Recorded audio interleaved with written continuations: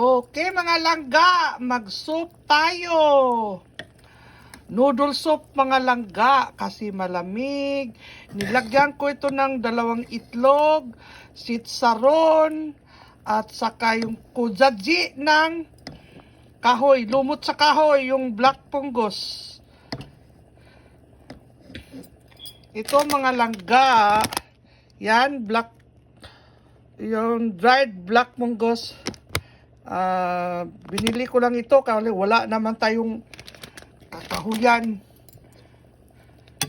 Yan, maraming hindi alam na kinakain pala yan. Tapos lagyan natin ng manok. Hinimay-himay ko yung manok. Soup lang ito langga.